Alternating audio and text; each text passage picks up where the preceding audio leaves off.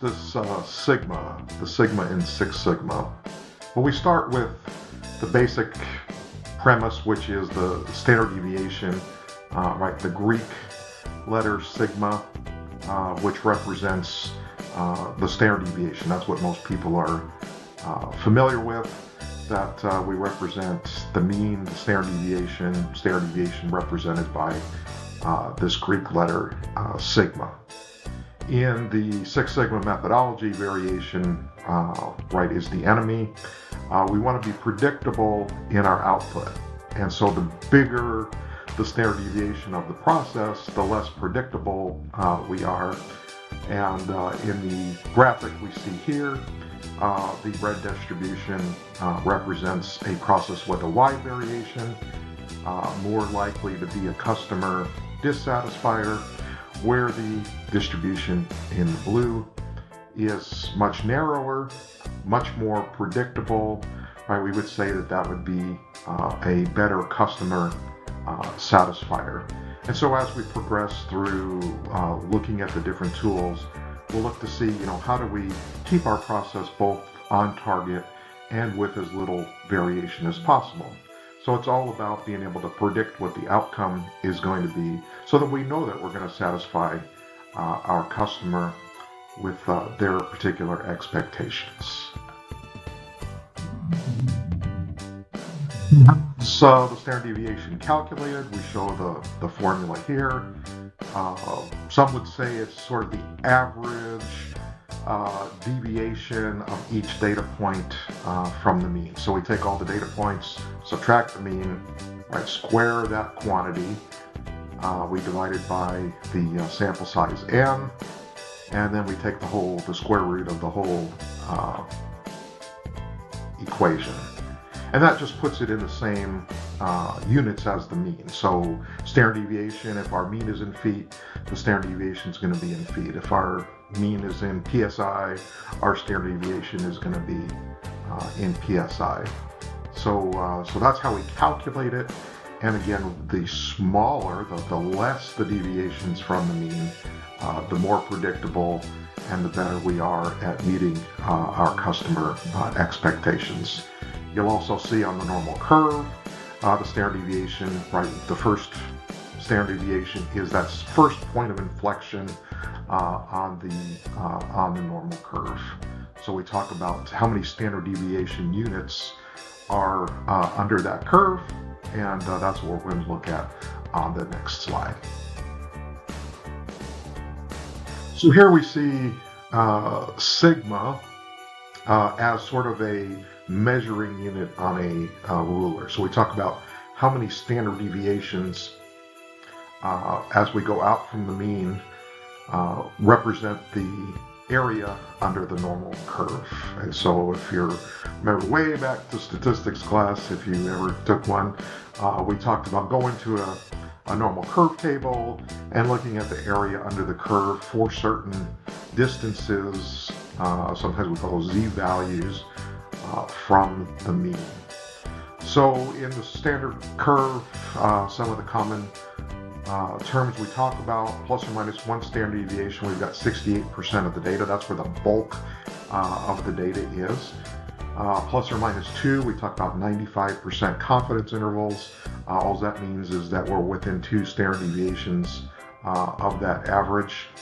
Plus or minus 3, which we use for control charts, 99.7% of the curve, all the way out to 6, which has virtually all of the area under the curve. The curve does go to plus or minus infinity, and there's still a little teeny bit of area way out there. But when we talk about Six Sigma, we usually are looking at this view where we get out to sort of 2 parts per billion under the curve.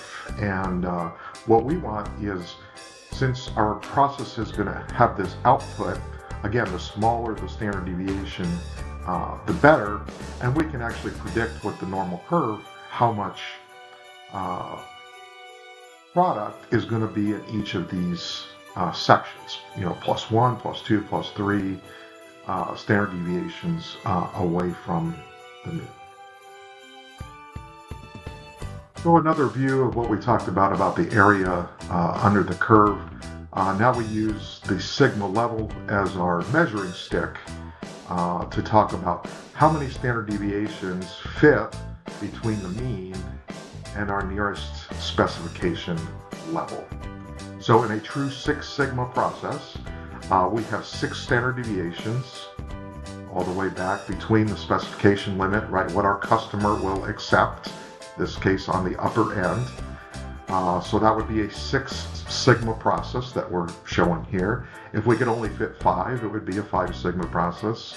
3, a 3 Sigma process, right all the way down to if we could only fit 1 and our specification limit was over here, we would have a 1 Sigma process. So this is what we talk about when we say the Sigma level. In some companies, like when I was at Motorola, we measured our process. One of the ways we would measure it would be on this Sigma scale. How many Sigmas to the good is your process? Again, with the goal of having 6. So just another way we use this idea of Sigma or standard deviation or the Greek letter in order to describe our process. Here we have some other metrics that we might use to describe our process. And I always say use the one that is easiest to communicate within your organization. So at Motorola we use Sigma level because, hey, we were a Six Sigma company. Everybody talked about Sigmas and how many Sigmas their process was. But a lot of people can't relate to the fact that they're on a Z scale and 1 is 68% and 2 is 95%. That doesn't translate right in their vernacular. So a lot of times we'll use things like yield or parts per million. We can use defects per unit, yield. So whatever works for your organization. And the good news is we can convert back and forth between these different units. And we'll get into some detail about when each one is appropriate and how to do the different calculations. And luckily Sigma Excel will help us to do a lot of the hard work. We don't have to go look up things in tables and use a lot of calculators, etc. So we'll take a look at all of these different units in a way to measure the goodness of our process, or look the other way, the glass half empty. What is the defect rate delivered to our customer? Here we put it all together for you. We've got the yield, we've got our Sigma quality level here from 1 all the way up to 6. Yield can translate into parts per million defective, and then we add in a little cost of poor quality metric. So our sales point for companies is that we typically start in the 2 to 3 Sigma range, and I can't tell you the number of times when I do my measure phase for a project, I calculate all of my metrics here, and we start out in the 2 to 3 Sigma quality range, which means, hey, our yields are 80 to 90%, right about 68,000 parts per million defective.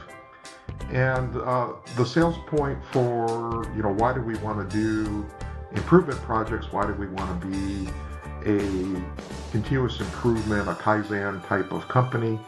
Well, we want to get rid of this cost of poor quality. And later in the presentation, we're going to show you the cost of poor quality iceberg and all the things that are down in there.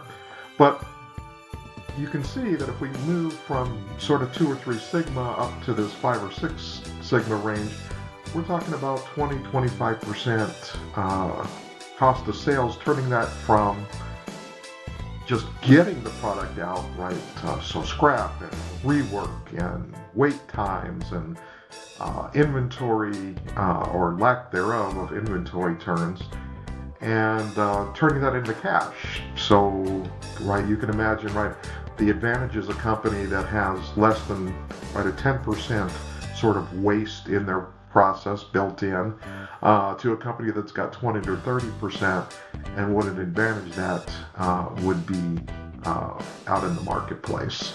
So the whole idea is that as we move up this sigma scale, as we get our yields up, as we get our defects down, there's going to be a cost savings, a cost benefit to doing that.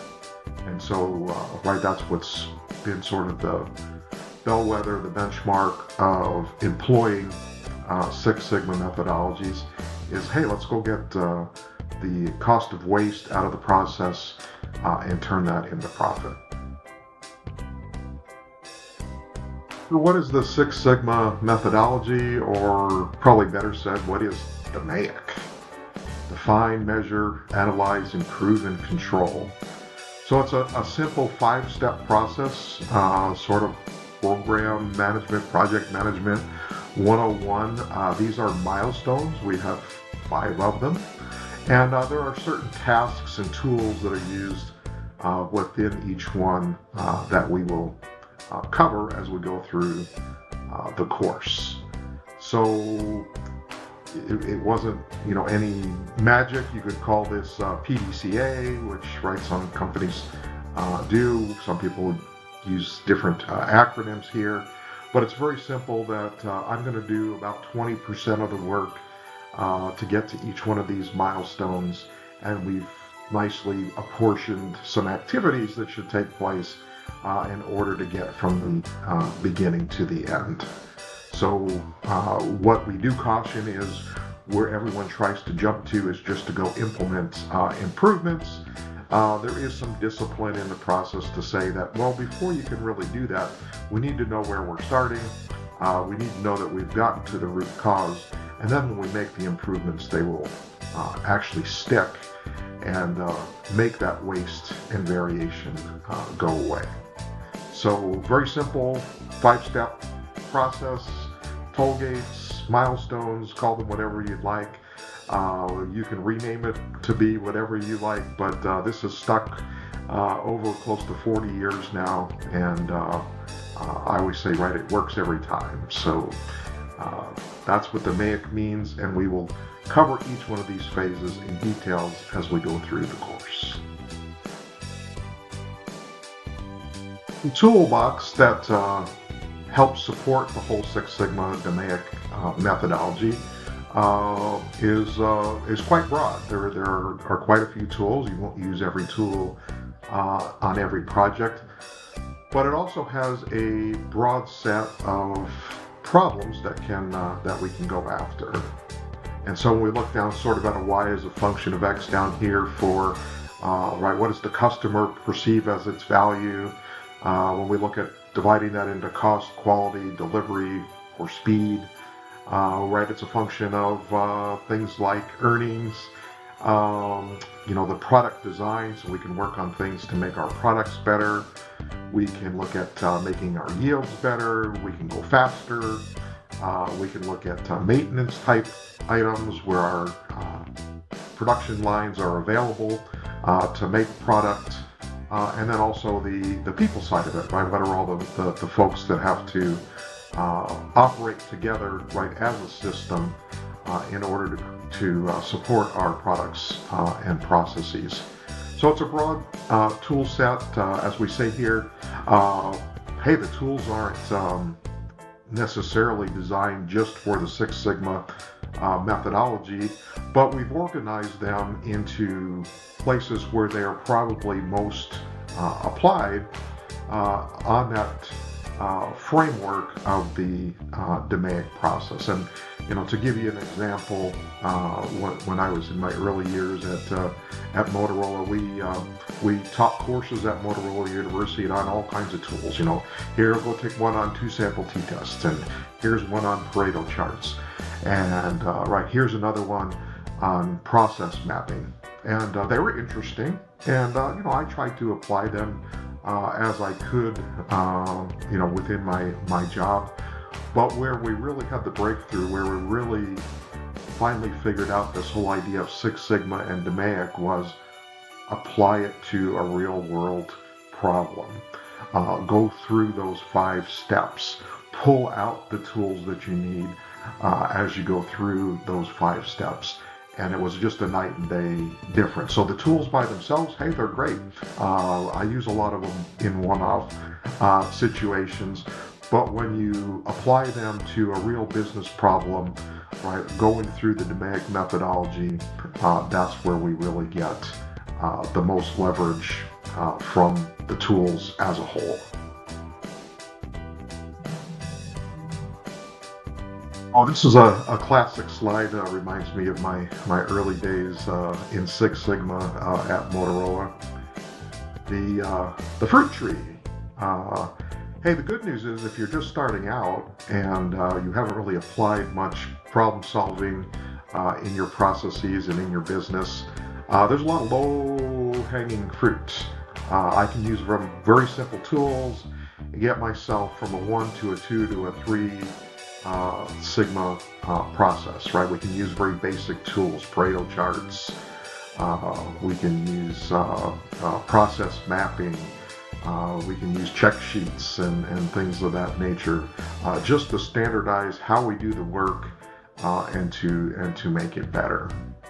And then there's some nice things we can do up here when we've got to 3 Sigma, moving up a couple notches on the scale. We use usually a little bit more sophisticated tools. We really have to understand the input to output transfer function. But when it makes sense, right, we try to climb even a little bit higher. And then sort of the nirvana is when you get to the point where I can actually design the process, design the product to be defect-free from the beginning. So we talk about design for Six Sigma, that this new process line isn't going to make defects, and I'm going to always be able to satisfy my customer. So that's always our aim. Sometimes it's not very hard to achieve. Sometimes it can be quite a challenge, especially when we're looking at technology limits and things in order to make some of our products and some of our processes. All right, so a few quotes from our sponsors or some of the early adopters of Six Sigma. General Electric, I did a little bit of work there, but mostly I was involved in Honeywell, which was then Allied Signal. And you can see, right, it's not a slogan or cliche, right, it's a disciplined process, but again, not very difficult. 5 steps, 5 toll gates, 5 milestones, right, it's part of the DNA how we do work. So Jack Welch was a big proponent, and he was kind of the one that came up with the idea, right? Variation is the enemy, although that goes back to Duran and Deming and those, but he really took that to heart and said, if my process has a lot of variation, then I know my customer's not going to be happy. Honeywell was one of the first companies outside of Motorola to go after it, Larry Bossidy and his crew, and they really figured out that they could apply it to outside of just the manufacturing floor. They could do it in finance, right? GE actually did it in their financial arm, and right, Lockheed Martin, Navistar, some others, right, the savings in just the first few projects just sold them on the whole concept. So right, as this whole idea of Six Sigma went outside the doors of Motorola, right, the first companies that went to try it and applied it, right, really found it to be groundbreaking and fundamental to how they were going to use continuous improvement to improve their businesses going forward.